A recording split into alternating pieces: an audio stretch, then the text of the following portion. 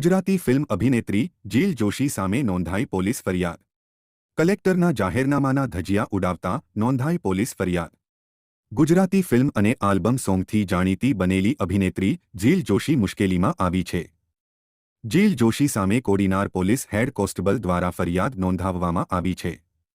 જીલ જોશી સામે આરોપ છે કે તે ગીરના જામવાળા સિંગોડા નદીમાં આવેલ ખૂબસૂરત જંજીર ધોધ નજીક ખુરશીમાં બેસી વિડિયો બનાવ્યો છે. અને એ વિડિયો સોશિયલ મીડિયા પર વાયરલ થતાં અનેક સવાલો ઉઠ્યા હતા. કારણ કે જંજીર ધોધ નજીક જવા અને સેલ્ફી લેવા પર પ્રતિબંધ છે. જે પ્રતિબંધ ફરમાવતું કલેક્ટરનું જાહેરનામું છે. પરંતુ જીલ જોશી દ્વારા આ જાહેરનામાનો ભંગ કરી વિડિયો બનાવવામાં આવ્યો છે. તંત્રનું કહેવું છે કે અભિનેત્રીને અન્ય લોકો અનુસરતા હોય છે અને તે જ કાયદાનો ભંગ કરી વિડિયો બનાવે તો અન્ય લોકો તેને અનુસરે. જેના કારણે તેમના પર શિક્ષાત્મક કાર્યવાહી કરવામાં આવી છે. જેથી અન્ય લોકો પણ ગંભીરતાથી નોંધ લે અને તે જાહેરનામાનો ભંગ ન કરે. ઉલ્લેખનીય છે કે થોડા દિવસો પહેલા પણ એક રાજકોટના કપલે જંજીર ધોધ પર વિડિયો બનાવ્યો હતો. તેમના સામે પણ એફઆઈઆર નોંધાઈ હતી. અને હવે જીલ જોશીનો વિડિયો સામે આવતા લોકોમાં ચર્ચા હતી કે શું તંત્ર અભિનેત્રી સામે કાર્યવાહી કરશે કે કેમ.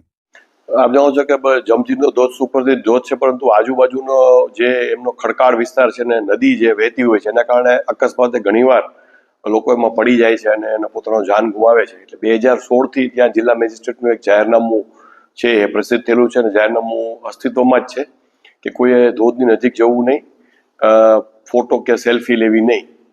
આમ છતાં લોકો ત્યાં જઈ અને એક જે કપલ હતું અને એને એક પોતાનો બર્થડે ઉજવતો ને એના માટે એને જંજીર રિટ્રીટ નામનું એક જે રિસોર્ટ છે એને થોડી એને એમાં હેલ્પ કરેલી હતી.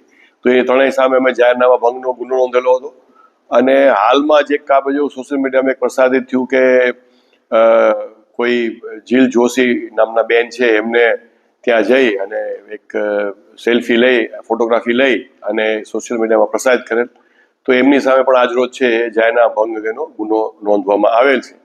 લોકોને ફરીથી એક અપીલ કરું છું કે જે આવી કોઈ પ્રવૃત્તિથી એ લોકો દૂર રહે અને ખાસ કરીને જે ઇન્ફ્લુએન્સર જેવા હોય કે થોડા કોઈ અભિનેત્રી છે, આ બેન છે અભિનેત્રી છે તો જવાબદાર વ્યક્તિ કહેવાય, તો એમને એક દાખલો બેસાડવો છે. એના બદલે પોતે પોતાની પ્રસિદ્ધિ માટે સરેઆમ આવો ફોટો પણ લે અને એને પાછો એ વાયરલ પણ કરે, જેનાથી બીજા લોકોને પણ આ ખોટી પ્રવૃત્તિથી પહેરાય અને ત્યાં અકસ્માત થવાનો અને જાન ગુમાવવાનો પણ પ્રશ્નો ઊભા થાય છે. જેથી આવું બેજવાબદારી ભર્યું વર્તન ભવિષ્યમાં કોઈ ના કરે એટલા માટે અમે આ કાર્યવાહી કરેલ છે.